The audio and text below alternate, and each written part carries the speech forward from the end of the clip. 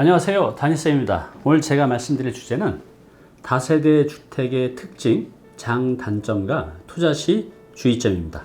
당신의 꿈을 현실로 행복주치 다니쌤.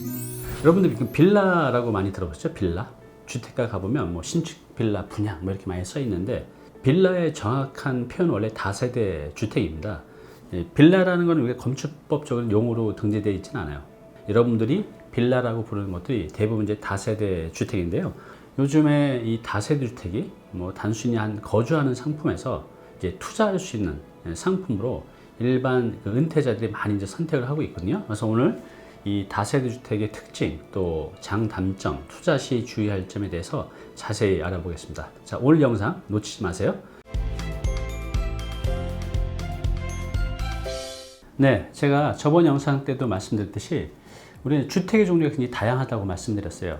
근데 이 주택의 종류를 우리가 투자를 할 때 그 차이점과 장단점을 이제 이해하지 못하면 굉장히 큰 낭패를 볼 수 있거든요. 그래서 우리가 왜 이제 알아야 되냐면 장단점이 다 다르다는 겁니다. 그리고 운영 방법이 다르고 세금이 다르고 그다음에 투자 방법이 다르고 수익률이 다 다르기 때문에 우리가 이 차이점에 대해서 잘 알고 있어야 되거든요. 네, 주택의 종류가 무엇이 있다랬죠? 단독주택, 공동주택, 준주택 이렇게 크게 세 가지 분류가 되고요. 이전에 제가 이 단독주택에 대해서 다중다가구를 말씀드렸죠. 이번 이제 공동주택입니다. 이 공동주택은요, 이 다세대, 연립, 아파트, 도시형 생활주택 이렇게 크게 이제 네 가지로 나뉘는데요. 그 중에 이제 다세대 주택입니다. 자, 한번 보겠습니다. 이게 이제 일반적으로 여러분들이 주택가에서 볼 수 있는 다세대 주택의 외관이죠. 그렇죠? 보통 예전에 지어진 다세대 주택은 1층이 주차장으로 안 되어 있고 그냥 1층부터 시작이 되죠. 근데 그러면 이제 주차장법이 강화가 돼서 요즘에는 1층에 이렇게 필로티 구조로 해서 다 이제 주차장이 들어가게 되어 있습니다. 그렇죠? 내부는 이제 이렇게 되어 있습니다. 여기 이제 계단이 있고, 이제 엘리베이터가 있고, 여기 보시면 이제 방이 있고, 그래서 투룸 내지는 이제 쓰리룸 정도로 지어지고 있죠. 자, 그럼 이제 지금부터는 이 다세대 주택의 특징 네 가지에 대해서 하나씩 자세히 알아보겠습니다. 네, 첫 번째 공동주택입니다. 공동주택. 여러분들 지금 아파트에 많이 사시죠? 아파트도 바로 공동주택입니다. 하나의 동에 여러 세대가 함께 거주하는 이제 공동주택이죠. 그래서 아파트도 우리가 한 세대씩 분양도 하고 매매도 하잖아요. 그래서 이 다세대 주택도요, 아파트가 똑같이 세대 단위로 매매나 분양이 가능하죠. 그래서 다세대 주택은 아파트처럼 이제 공동주택이라고 합니다. 자, 두 번째는요, 층수가 4개 층 이하여야 돼요. 아무리 뭐 상업지역에 짓든 준주거, 중공업지역에 짓든 용적률이 높은 곳에서도요, 이 다세대 주택은 주택으로 쓰이는 층수가 4개층까지만 지을 수가 있어요. 그런데 불광역이나 연신내역 이런 이제 은평구 쪽에 가보면 거기 이제 준주거 지역들이 있거든요. 거기 이제 용적률이 400%입니다. 그러면 대출은 8층까지도 지을 수가 있어요. 그런데 분명히 다세대 주택은 4개층이라고 했는데 8개층이 전부 다 다세대 주택이라서 분양을 하는 것들이 있어요. 그게 어떤 것들일까요?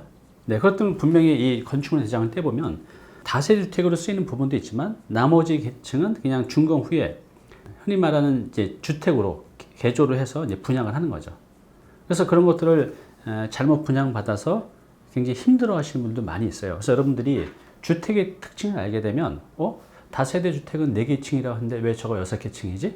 한번 이제 의심을 가질 수가 있잖아요. 그럼 이제 건축물 대장을 떼보면 그게 주택이 아닌 경우도 종종 있습니다. 다시 한번 강조하지만 이 다세대 주택은요, 4개층으로 지을 수가 있어요.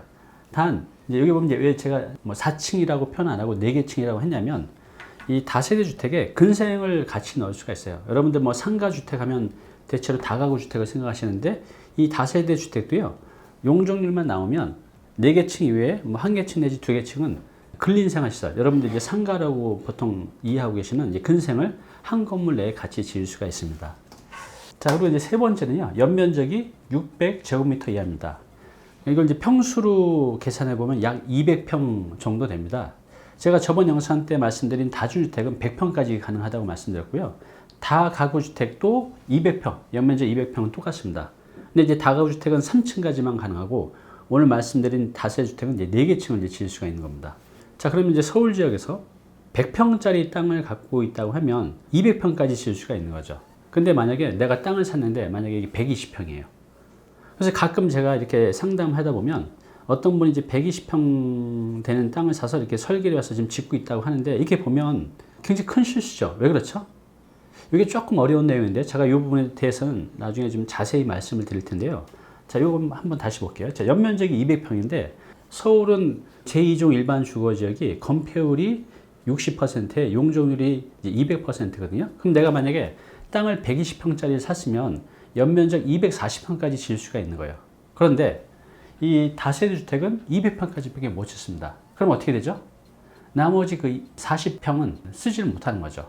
그래서 다세대 주택을 지을 때 100평이 넘어가는 땅은 살 필요가 없다는 겁니다. 제2종 일반 주거 지역에서요. 이건 조금 이제 어려운 내용인데요. 굉장히 중요한 내용이거든요. 그래서 이거는 제가 그 신축 과정을 할 때 자세히 말씀드릴게요. 어쨌든 간에 다세대 주택을 지을 때는 100평 이상 되는 땅은 살 필요가 없겠구나 라고 이해를 하고 계시면 됩니다. 자, 네 번째는 뭐냐면 세대수가 19세대 이하여야 됩니다.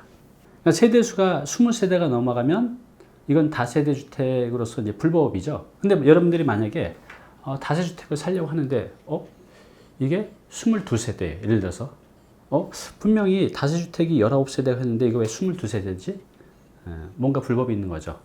준공 후에 분리를 해서 나눴던가 그런 부분이 분명히 있는 거죠. 아니면 뭐 빈 부분에 새로 만든다든가. 어쨌든 간에 이 다세대 주택은요, 세대수가 19세대까지만 가능합니다. 다세대 주택 지금 특징 4가지를 이제 말씀드렸는데요. 자, 다시 한번 보겠습니다.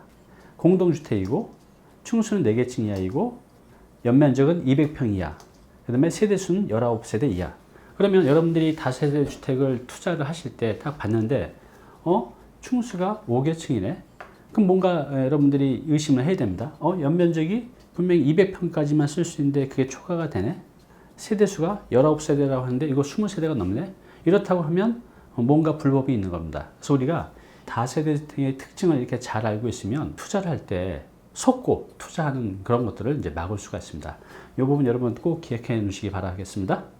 네, 제가 좀 전에 이런 말씀 드렸어요. 이 다세대 주택이 예전에는 실수요자들이 그냥 거주하는 주거 상품이었는데 요즘에는 이 다세대 주택이 은퇴자들의 투자 상품으로 많이 선택이 되고 있습니다. 물론 이제 매매 차익 때문이기도 하지만 더 이제 근본적으로는 이제 임대 수익 때문에 그렇습니다. 요즘 이제 원룸들이 뭐 오피스텔도 있고 도시형 생활주택 원룸도 있는데 이런 것들은 이제 월세는 그냥 그럭저럭 나오지만 매매가 상승이 좀 덜하다 보니 매매가 상승도 되고 임대 수익도 잘 나오는 이제 투룸형 다세대 주택의 이제 선호도가 이제 많이 높아지고 있는데요. 그 사례를 한번 이제 보겠습니다. 여기 이제 단독주택입니다. 이제 마포구에 있는 오래된 단독주택인데요. 이거를 보유하고 계셨던 분이 있었어요. 이분 같은 경우는 은퇴를 해서 이제 생활비가 전혀 없는 상태라 여기서 대출을 받아가지고 이제 생활을 하고 있었습니다. 그런데 이거를 이제 이렇게 철거를 하고 이렇게 이제 새로 지은 건데 이건 이제 조감도입니다. 이게 보시면 하나, 둘, 셋, 넷, 4개 층으로 되어 있죠. 아까 좀 전에 제가 다세대 주택은 이제 4개 층까지 지을 수 있다고 말씀드렸어요. 그리고 1층은 다 이제 주차장으로 되어 있는 거죠. 자, 그래서 이렇게 이제 지어진 모습입니다. 실제로. 그죠? 4개 층으로. 여기 주차장이고, 하나, 둘, 셋, 넷. 그래서 현재 여기는 5층은 2개 세대로 지어서 건축주 가족이 따로따로 한 세대씩 이제 거주를 하고요. 그 다음에 이제 2층, 3층, 4층은 총 이제 9세대인데 전부 다 이제 임대를 줬습니다. 보증금 3억에 월세 650만 원이 들어오고 있어요. 근데 건물은 어떻게 지었을까요? 돈이 없다 그러셨는데, 네. 토지 담보로 해서 대출을 받아서 건물 짓는 비용은 이제 충분히 나옵니다. 그래서 여기 나온 것도 건축을 하게 되면 그 대출 받은 이자를 제하고도 은행 이자를 제하고도 실제로 이제 월 650만 원이 나오고 있는 거죠. 생활비가 없어서 담보대출로 생활하셨던 분이 은행에서 대출 받아서 집을 지어서 3억이라는 현금도 생겼고 매달 650만 원이라는 임대 소득도 이제 생기고 있는 겁니다. 근데 이제 서울시에 보면 이런 이제 구주택들이 굉장히 많이 있는데 이제 거기 있는 분들이 굉장히 어렵게 사신 분들이 되게 많으세요. 그거를 이제 새로 신축을 하게 되면 뭐 이 정도는 아니더라도 뭐 위치나 땅의 크기에 따라 좀 다르겠지만 대체로 내가 한 세대 살면서 임대 소득으로 살 수 있는데 되게 이제 어렵게 살아가고 있는 거죠. 근데 그분들이 왜 못하냐면 첫 번째는 돈이 없으면 건물을 못 짓는다고 생각하세요. 근데 돈이 없어도 제가 말씀드린 대로 토지 담보 대출로 이용하든가 아니면 건축자금 대출을 받을 수도 있어요. 아니면 우리가 만약에 건축비가 5억이면 시공사하고 건물을 지을 때 내가 돈이 없으니 2억은 건물 다 짓고 나서 전세 보증금 들어오면 드릴게요. 이렇게 계약을 할 수도 있거든요. 그래서 돈이 없으면 못 한다고 생각하시는데 할 수 있다는 거죠. 그리고 두 번째는 이렇게 된다는 것 자체를 잘 이해를 못 하세요. 내가 집을 지어서 한계층 거주하고 이렇게 임대소득으로 살아갈 수 있다는 거에 대해서 지식이 없다 보시니 이거 자체를 이제 생각을 못 하는 거죠. 또 내가 돈이 있고 이런 것들을 이해한다고 해도 연세 드신 분이 선택 신축이라는 그런 모험을 하기가 되게 두려우신 거죠. 하다가 잘못될 수도 있잖아요. 집 한 번 지면 10년 는다는데 그 두려움 때문에 이렇게 내 삶을 윤택하게 바꿀 수 있는 것들을 이제 쉽게 접근을 이제 못 하고 있는 거죠. 신축을 이제 안전하게 사기 당하지 않고 할 수 있는 방법에 대해서도 제가 이제 자세히 알려드리도록 하겠습니다. 네, 지금부터 다세대 주택의 장점과 단점에 대해서 간단하게 알아보겠습니다. 먼저 이제 장점을 좀 보겠습니다. 장점은 뭐냐면요. 2인, 3인 가구의 이제 수요층이 굉장히 늘고 있거든요. 도심에 보면 1인 가구 또는 2인 가구가 전체 가구 수의 50%가 넘습니다. 그러니까 한 집 건너 하나는 혼자 살거나 둘이 사는 1, 2인 가구로 굉장히 많이 바뀌어가고 있죠. 그런데 이 도심의 1, 2인 가구의 소득 수준을 보면 평균치 이하입니다. 1인 가구들은 50% 이상이 한 52% 정도 되는 통계치로 보았는데요.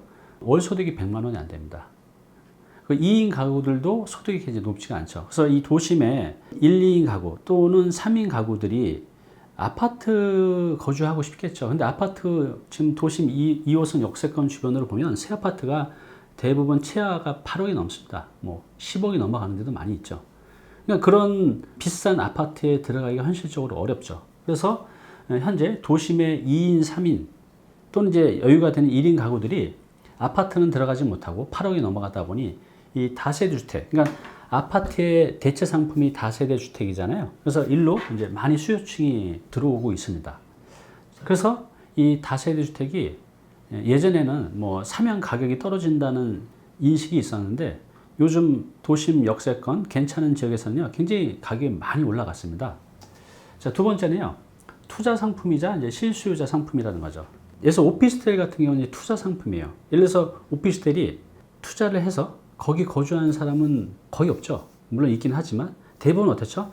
투자하는 사람 따로 있고 이 투자하는 사람이 임대인한테 임대를 줘서 월세를 받죠. 오피스텔이나 뭐 도시형 생활주택 원룸이나 상가 같은 경우는 대체로 투자자가 투자를 해놓고 임차인한테 주는 이런 데 투자 상품인데요. 이 다세주택 같은 경우는요, 요즘에 투자 상품으로도 고려를 하고 또 실수요자들도 실제로 구입해서 본인이 살고 투자자는 투자를 해서 임대를 주는 이제 그런 상품이기 때문에 이 다세대 주택이 요즘 그래서 이제 인기가 많은 것 같습니다. 자, 세 번째는요 뭐냐면 이 다세대 주택은 아파트의 대체 상품입니다. 좀 전에 말씀드린 대로 서울 2호선 역세권 주변에 새 아파트의 20평대 가격이 다 이제 8억이 넘어가다 보니 도심 직장인 서민들이 진짜 금수저가 아닌 다음에야 이런 아파트에 들어갈 수 있는 사람이 이렇게 많지는 않죠. 그래서 아파트의 대체 상품인 이 다세대 주택으로 이제 많이 들어오고 있습니다. 왜냐하면 이제 아무래도 이제 가격이 저렴하기 때문에 그렇죠.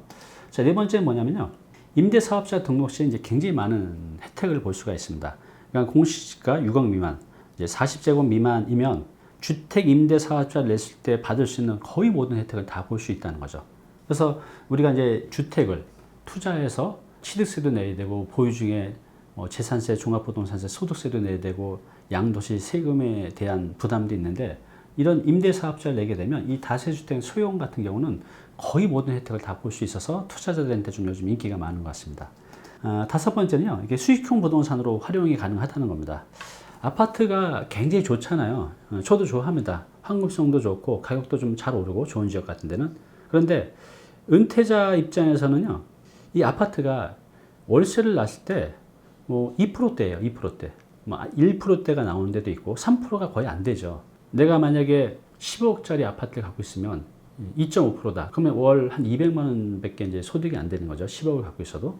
그런데 이 다세대 주택 같은 경우는요, 잘 찾아보면 4%대가 나오는 것들도 제법 있습니다. 그래서 수익형 부동산으로도 활용이 가능하다는 거죠. 월세가 나오는 4% 정도 되는 투룸형 다세대 주택 같은 경우는 이 수익형 부동산으로 활용이 가능하기 때문에 많은 이제 은퇴자들이 요즘 이제 선택하고 있는 상황입니다. 자, 그럼 이제 단점을 한번 보겠습니다. 자, 단점 뭐냐면 아무래도 이 다세주택은 이제 아파트하고 이제 비교를 해야 될 것 같아요. 왜냐하면 아파트의 대체 상품이기 때문에 일단은 당연히 단지가 이렇게 형성되어 있지 않기 때문에 편의시설, 기반시설이 부족하죠. 아파트에 비해서. 근데 아파트는 그런 게 잘 돼 있잖아요. 그래서 아파트를 다 선호를 하죠. 다세대 주택은 이런 편의 기반시설이 부족할 수밖에 없습니다. 자, 두 번째는 뭐냐면 관리 문제입니다. 아파트는 이렇게 단지가 돼 있어서 관리가 잘 되잖아요.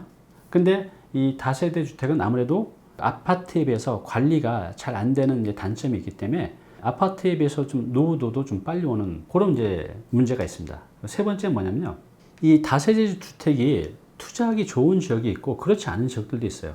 그래서 우리가 지역을 잘못 선정하면 1년, 2년, 3년이 지나도 가격이 오르지 않는 경우가 이제 많이 있다는 거죠. 그리고 상품 선정도 잘해야 됩니다. 다세대 주택을 투자로 접근할 때 너무 큰 거, 막 30평, 40평 되는 이런 다세대 주택은 실거주 상품으로는 좋지만 가격 상승이나 또 월세를 줬을 때 임대 수익이 또 많이 안 나오죠. 또 너무 오래된 다세대 주택 같은 경우는 경쟁력이 떨어져요. 그러니까 그런 오래된 상품을 잘못 선정하게 되면 가격도 오르지도 않고 잘 팔리지도 않고 이제 그런 상황이 생기죠. 왜냐하면 우리가 이제 다세대 주택에 대해서 예전에 사면 가격이 떨어졌냐 이런 얘기를 많이 하시는데 예전 빌라들 보세요. 예전에 그 다세대 주택에 보면 주차장도 없죠. 엘리베이터도 없죠. 단열 시공도 굉장히 허접하게 되어 있어서 여름에 덥고 겨울에 춥죠. 그리고 위치도 되게 안 좋은 곳들이 있었어요. 그러다 보니 이 다세주택 같은 경우 오래된 것들 보면 그런 이제 단점들이 있어요. 그래서 이 다세대 주택 같은 경우도요, 지역이나 상품을 잘못 선정하면 뭐 오르기는커녕 떨어질 수도 있다는 거죠. 네, 그럼 지금부터 이 다세대 주택의 취득 방법에 대해서 알려드릴게요. 우리가 다세대 주택을 구입할 때 구입하는 이제 방법이 크게 이제 네 가지로 구분이 될 수 있는데요. 지금 제가 말씀드린 거는 한 세대씩 구입하는 방법도 있지만 내가 이제 전체를 취득하는 방법을 이제 기준으로 말씀드릴게요. 자, 첫 번째는 뭐냐면 구주택을 철거하고 신축하는 방법입니다. 그러니까 이제 이게 어떤 말씀이냐면 오래된 단독이나 다가구를 이제 매입을 해서 그걸 철거한 후에 이제 새로 신축하는 이제 방법이에요. 근데 이게 이제 일반인들한테는 어렵죠. 어려운데 여러분 동네 이렇게 지나가다 보시면 막 철거하고 새로 이 다세대 주택에 짓는 것들 가끔 보셨죠? 근데 그것도 여러분들이 할 수 있다는 겁니다. 일반인들이 접근하기에는 좀 어렵지만 이거를 여러분들이 알게 되면 굉장히 고수익을 만들어낼 수가 있습니다. 요거에 대해서는 제가 조만간에 시리즈로 여러분께 다시 찾아뵙겠습니다. 두 번째는 이제 뭐냐면요. 바로 신축한 주택을 매입하는 방법입니다. 가장 일반적인 방법이죠. 그렇죠? 일반인들이 뭐 신축한다는 게 쉽지가 않다 보니 이미 지어진 거를 이제 매입하는 방법. 이게 이제 일반인들이 가장 이제 쉽게 할 수 있는 방법입니다. 세 번째는 뭐냐면요. 오래된 주택 매입 후 리모델링 하는 방법입니다. 리모델링에 대해서 또 인테리어에 대해서 감각이 있는 분들은 이런 선택을 하시는 분들도 많이 있습니다. 그렇죠? 오래된 주택을 매입해서 신축을 하는 방법도 있지만 이걸 이제 리모델링으로 이제 하는 방법도 있어요. 근데 이 리모델링은요, 잘못 하게 되면 굉장히 큰 손해를 볼 수도 있어요. 왜냐면 이 리모델링은 굉장히 어렵거든요. 여러분들이 신축을 굉장히 어렵게 생각하시잖아요. 근데 실제로 해보면 신축보다 리모델링이 이 경우의 수가 많고 또 예측 불가능한 경우가 많기 때문에 오히려 더 위험합니다. 그래서 이 리모델링이 되게 쉽게 접근하지만 우리가 자세히 이제 알고 접근을 해야 됩니다. 어찌됐든 이 오래된 주택을 매입 후에 리모델링을 하는 이제 방법도 있다는 거죠. 그 다음 이제 네 번째로 이제 어떤 방법이 있냐면요. 신축 중인 주택을 이제 매입하는 방법입니다. 이제 이건 뭐냐면 여기서 가장 원가가 싼 것은 철거 후 신축을 하는 거죠. 그래서 이분들이 이렇게 신축한 다음에 적정한 마진을 두고 분양하거나 매매를 하잖아요. 그래서 여러분들이 그렇게 한 주택을 이제 매입하는 건데 이건 뭐냐면 이 건축주가 신축 중인 주택을 매입을 하게 되면 이미 신축이 완료된 주택을 구입하는 것보다는 좀 싸게 매입이 가능해요. 또 내가 중간에 계약을 해놓고 올라가는 과정에서 내가 제대로 지어지는지 확인도 할 수가 있잖아요. 그래서 이 신축 중인 주택을 매입하는 이제 방법도 있습니다. 다세대 주택을 이제 취득하는 방법이 이렇게 크게 구주택을 철거해서 새로 신축하는 방법, 또 이미 지어진 주택을 내 눈으로 확인하고 사는 방법, 가장 일반적인 방법이죠. 또 오래된 주택을 매입해서 리모델링을 통해서 가치를 높이는 방법도 있고요. 또 여러분한테 약간 생소하겠지만 건축주가 신축하고 있는 것들을 중간에 조금 싸게 매입할 수 있는 방법도 있어요. 이렇게 이제 크게 네 가지로 나눌 수가 있습니다. 네, 그럼 지금부터요, 취득 방법에 따른 이제 비교를 해 드릴 텐데요. 첫 번째, 이제 취득 가격 경쟁력입니다. 이 말씀은 뭐냐면, 취득 방법이 제가 네 가지가 있다고 말씀드렸어요. 그런데 내가 어떤 취득 방법을 선택하냐에 따라서 좀 더 싸게 살 수가 있는 것도 있고, 제값에 살 수 있는 것도 있고, 아니면 좀 비싸게 사는 경우들도 있겠죠. 그런데 이제 오늘 말씀드릴 내용은 뭐냐면, 취득 시 어떤 선택을 하면 가장 싸게 살 수 있는지, 그건 이제 순서대로 한번 보여드릴게요. 첫 번째는 구주택을 철거 후에 신축을 하는 방법입니다. 이게 가장 적게 들어가요. 왜 그렇죠? 원가의 매입이 가능한 거죠. 내가 땅을 사서 건물을 짓게 되면 이게 이제 원가잖아요. 근데 보통 이제 건축하신 분들은 이렇게 지어서 적정 마진을 두고 매각을 하시잖아요. 근데 본인이 직접 철거하고 신축하게 되면 흔히 말하는 이제 이건 이제 공장도가가 되는 겁니다. 여러분들도 이렇게 지어서 만약에 매각을 하게 되면 적정 마진을 두고 파실 거잖아요. 그렇죠. 그래서 이 구주택을 철거 후에 신축하는 방법이 가장 투자비가 적게 들어가는 방법입니다. 어렵지만 이 방법에 대해서는 제가 시리즈로 만들어서 말씀을 드린다고 했습니다. 그러니까 이거에 대해서는 저건 내가 할 수 없다고 생각하시는데 할 수 있습니다. 이거에 대해서는 제가 자세히 다음에 말씀을 드리도록 하고요. 자, 그러면 가격 경쟁력 두 번째입니다. 뭘까요? 신축 중인 주택을 매입하는 겁니다. 신축 중인 주택. 아까 제가 그 말씀 드렸잖아요. 내가 지어진 것을 다 사는 방법도 있지만 건물주가, 그러니까 건축주가 짓고 있는 거를 중간에 이제 매입을 하게 되면 조금 이제 싸게 매입이 가능해요. 상황에 따라서는 몇 천에서 억 단위까지도 좀 싸게 사는 게 가능합니다. 이게 왜 싸게 가능할까요? 신축 중인 주택을 사게 되는 게 왜 싸게 살 수가 있을까요? 또 건축주는 이걸 또 왜 싸게 팔까요? 첫 번째는 어차피 건축하신 분도 매각을 목적으로 건물을 짓고 있는 건데 다 짓는다고 이게 잘 분양된다는 보장이 없잖아요. 그런데 이게 다 짓기도 전에 매매 계약이 성사가 되면 이분은 아주 사업을 안정되게 하는 거죠. 그래서 좀 이제 싸게 이 협상이 가능한 겁니다. 두 번째는 이분이 이제 이렇게 중간에 계약금이 들어오게 되면 그 계약금 들어온 걸로 또 다른 사업 부지를 또 찾아서 계약을 할 수가 있잖아요. 사업하는 사람은 이 사업을 1년에 한 건을 하느냐, 두 건을 하느냐에 따라서 이 이익이 굉장히 많이 달라지는데 이 건축주 입장에서는 준공 전에 매각이 확정되고 들어온 계약금으로 또 다른 사업 부지를 해서 1년에 한 건 할 걸 두 건을 할 수도 있는 거죠. 그렇기 때문에 이런 신축 중인 주택을 매입하게 되면 조금 더 싸게 매입하는 게 이제 가능합니다. 자, 세 번째는 뭐냐면 이제 신축한 주택을 이제 매입하는 거죠. 근데 신축한 주택은 아까 말씀드린 대로 철거하고 신축한 것들을 우리가 분양을 할 때는 적정 마진을 붙여서 팔 수밖에 없거든요. 다 사업이니까요. 그렇기 때문에 여러분들이 이미 다 완성된 주택을 매입하게 되면 그냥 적정한 가격을 사고 주고 이제 매입을 하는 거죠. 그래서 만약에 그 주택을 철거하고 신축하게 된다고 하면 뭐 원가가 뭐 이거는 10억이라고 하면 이건 한 11억, 이건 한 12억. 이제 그렇게 좀 차이가 납니다. 그 다음에 우리가 구입하는 방법이 네 가지가 있다고 말씀드렸잖아요. 근데 여기에 보면 오래된 주택을 사서 리모델링 하는 방법은 여기 순위에 넣지 않았어요. 왜냐하면 이거는 상황에 따라 다 다릅니다. 이게 가장 싸게 매입할 수도 있고 잘못하면 오히려 가장 많은 돈이 들어갈 수도 있어요. 그래서 이거는 어떻게 하냐에 따라서 이 순위가 바뀌기 때문에 이걸 일로 빼놨는데요. 그래서 리모델링은 아까 제가 말씀드린 대로 이게 잘 될 수도 있지만 어설프게 접근했다가는 오히려 손해도 볼 수가 있다는 거죠. 그래서 이 리모델링은 좀 변수가 많기 때문에 여기 순위에 넣기는 좀 애매해서 이제 빼놨는데요. 가장 취득원가가 적게 들어갈 수도 있지만 가장 많이 들어갈 수도 있습니다. 그러니까 이건 이제 상황에 따라 다르기 때문에 제가 좀 이제 외부로 빼놨습니다. 네, 두 번째입니다. 두 번째는 취득 편의 안정성입니다. 그러니까 취득 방법에 따라 비교를 해 드리고 있는 건데요. 내가 이거 취득할 때 그냥 마음 편하게 또 안전하게 살 수 있는 것에 따른 순위를 매겨본 겁니다. 첫 번째는 뭐죠? 네, 그냥 이미 지어진 거 그냥 사는 겁니다. 눈으로 다 확인하고 다 지어졌고 내 눈으로 다 확인하고 살 수가 있잖아요. 그래서 그냥 이게 오히려 굉장히 편하고 또 되게 안전하죠. 근데 가장 안전하지만 제값을 주고 사야 되는 이제 단점도 있습니다. 두 번째는 뭐죠? 신축 중인 주택을 매입하는 겁니다. 아까 이거 취득 방법 네 가지 중에 순위를 매기는 건데 가장 안전한 게 또 가장 편리한 게 신축한 주택을 매입하는 거고 두 번째가 신축 중인 주택을 이제 매입하는 거죠. 그리고 이제 세 번째가 뭐냐면 구주택을 철거하고 신축하는 방법이에요. 그래서 이렇게 보면 이쪽으로 갈수록 내가 취득하는데 좀 더 안전하지 않고 좀 더 불편하지만 이쪽으로 갈수록 취득 원가는 좀 더 준다는 거죠. 취득 원가를 비교했을 때는 이게 1등이었잖아요. 이게 2등이고 이게 3등이었죠. 편의 안정성 측면에서 고객 입장에서 봤을 때는 이게 가장 편하죠. 두 번째가 이거. 세 번째, 철거하고 새로 신축하는 거죠. 이게 굉장히 어려운 거죠. 자, 여기서 보면 오래된 주택을 리모델링 하는 건 제가 가장 밑으로 나눴는데요. 이게 왜냐면 일반인들이 빌라 사가지고 뭐 리모델링 하지 이렇게 쉽게 접근하는데요.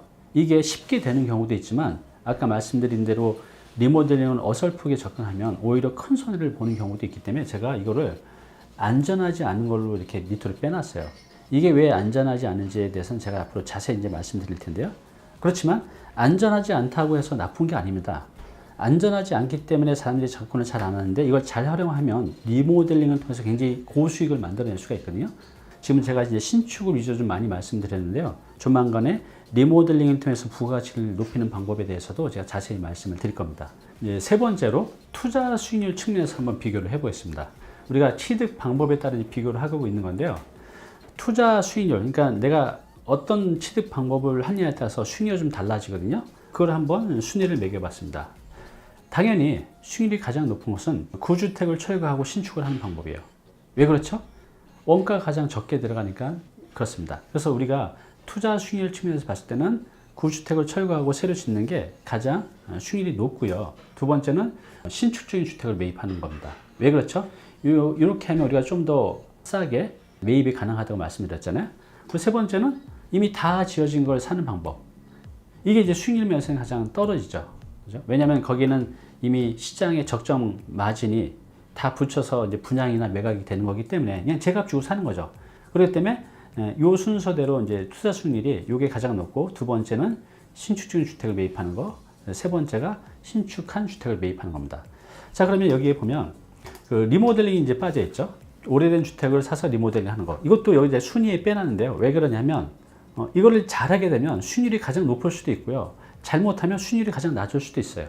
그러니까 이거는 뭐 딱 좋다 나쁘다를 말씀드리기가 어렵습니다. 상황에 따라 다 다르고 하시는 분의 능력에 따라서 다 다르기 때문에 이걸 이제 순위를 빼놨는데 이 오래된 주택을 사서 리모델링 하는 거는 아까 말씀드린 대로 수익률 측면에서 가장 좋을 수도 있지만 잘못하면 이제 가장 낮을 수도 있다는 거죠. 그래서 이렇게 제가 외부로 빼놨습니다.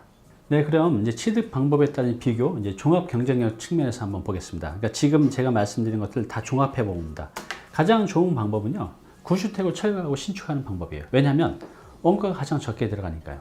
그렇지 이제 일반인이 접근하기 좀 어렵죠. 그렇지만 이건 이제 배워서 하면 되거든요. 그래서 요거에 대해서는 제가 앞으로 시리즈를 만들어서 제가 말씀드린다고 했습니다. 그러니까 여러분들 이제 기다리시면 요 신축하는 방법 다 알게 되실 겁니다. 두 번째는 뭐냐면 신축 중인 주택을 매입하는 거예요. 저도 가끔 이제 이런 선택을 합니다. 그래서 우리가 철거하고 신축하는 게 어렵다면 이미 건축하신 분이 지어지고 있는 것을 중간에 매입하는 것도 굉장히 좋은 방법입니다. 세 번째는 뭐냐면 신축한 주택을 매입하는 거예요. 좋은 지역에 다 잘 지어진 거 내 눈으로 확인해서 등기 나와 있는 걸 매입하는 거죠. 일반인들이 가장 많이 하는 선택입니다. 그리고 이제 네 번째가 뭐냐면 리모델링 하는 방법이 있는데 이걸 이쪽 순위로 빼놨어요. 왜냐하면 이거는 하는 주체가 능력이 있으면 1등이 될 수도 있고요. 능력이 없으면 꼴등이 될 수도 있기 때문입니다. 그래서 이거는 이제 상황에 따라 다 다르기 때문에 제가 순위에 빼놨는데 이게 좋을 수도 있고 이제 나쁠 수도 있다는 겁니다. 그래서 앞으로 제가 이 리모델링에 대해서도 이제 자세히 이제 말씀을 드릴 거예요.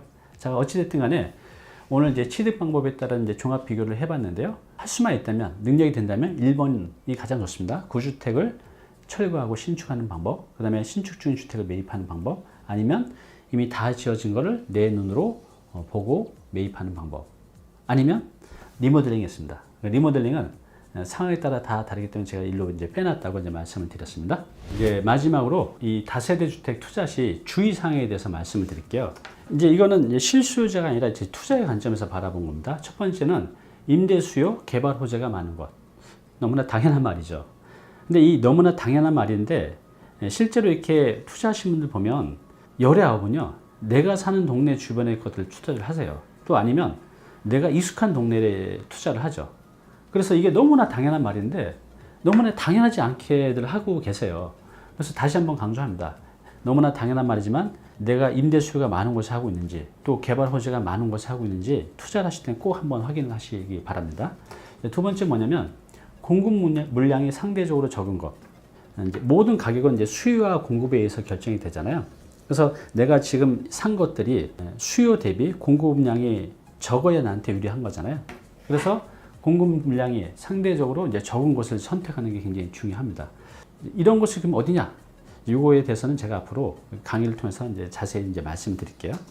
자, 세 번째 뭐냐면 아무리 위치가 좋고 뭐 개발 호재가 있고 다 좋아도 건물 전체에 하자가 있게 되면 정말 이거 골치 아프거든요.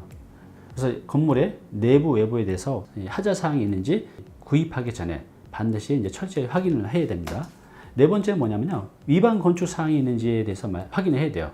만약에 위반 건축물이 있게 되면 불법 건축물로 등재가 되고 이행강제금이 나오게 돼요. 반드시 위반 건축 사항이 있는지를 건축물 대장을 통해서 꼭 확인을 이제 하시고 매입을 하셔야 됩니다. 다섯 번째는 뭐냐면요, 전월세 시세를 이제 확인하는 겁니다. 그리고 수익률을 그러면 확인할 수 있거든요. 이 다세대 주택은 투자 관점에서 우리가 매입을 하는 거기 때문에 매가 대비 전월세 시세를 확인을 통해서 이게 투자 경쟁력이 있는지를 확인하는 게 굉장히 중요합니다. 특히 월세가 중요한데요. 이 다세대 주택을 서울 지역에서 매입을 할 때 이 수익률이 비교적 4% 정도만 넘어간다고 하면 괜찮은 물건이라고 우리가 확인을 할 수가 있어요. 그런데 이걸 확인하지 않고 사게 되면 굉장히 그 안 좋은 곳을 살 때도 많이 있거든요. 그래서 우리가 잘 모를 때는 이 수익률만 확인해서 4%가 넘어간다고 한다면 비교적 괜찮은 물건이라고 볼 수가 있습니다. 자, 마지막 이제 여섯 번째 뭐냐면요, 이 역세권, 학군을 이제 고려해서 매입을 하는 겁니다. 이 다세대 주택은요, 원룸이 아니잖아요. 그래서 뭐 신혼부부도 많이 살지만 애 하나를 둔 이런 3인 가족들도 많이 살고 있습니다. 그래서 학군도 고려를 해야 되고요. 당연히 이 다세대 주택에 사시는 분들은 자가용으로 물론 출퇴근하는 분들도 있지만 대체로 대중교통 활용을 많이 합니다. 그래서 다세대 주택을 매입할 때는 반드시 역세권, 그러니까 지하철 가까운 곳에 선택하는 게 굉장히 중요합니다. 그래서 이 다세대 주택 투자 시 주의사항 6가지를 말씀드렸는데요. 이런 것들 여러분이 꼭 메모를 해 놓으셨다가 투자 시에 이런 사항들을 꼭 꼼꼼하게 확인하시고 투자를 하시면 크게 무리가 없다고 판단이 됩니다. 사실 이 부분만 자세히 말씀드리려면 한 10분 정도로 찍어야 될 것 같은데 제가 좀 압축해서 하다 보니 다 전달을 이제 못 해드린 것 같아요. 자, 그래서 여러분들이 다세대 주택에 대해서 좀 궁금한 거, 또 알고 싶은 것들이 있으시면 이제 댓글로 달아주시면 제가 나중에 모아서 또 하나의 영상을 이제 만들도록 하겠습니다. 여러분들이 이렇게 소중하게 댓글 달아주시는 거 제가 다 읽고 있습니다. 근데 제가 시간이 없어서 댓글, 거기에 대한 답글은 다 못 달고 있거든요. 여러분들이 알고 싶었던 것들, 공통적으로 많이 나온 것들을 제가 모아서 또 따로 영상으로 찾아뵙겠습니다. 자, 그러면 제가 다음 편에는 준주택이 남았거든요. 오피스텔, 고시원, 이거에 대해서 다음 영상으로 또 찾아뵙겠습니다. 감사합니다.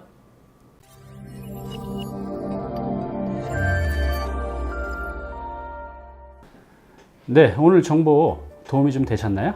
앞으로 이런 정보 계속 받아보실 분은요, 여기 구독 부탁드리고요. 그 다음에 오른쪽은 제가 추천하는 영상입니다. 꼭 한번 보시기 바랍니다.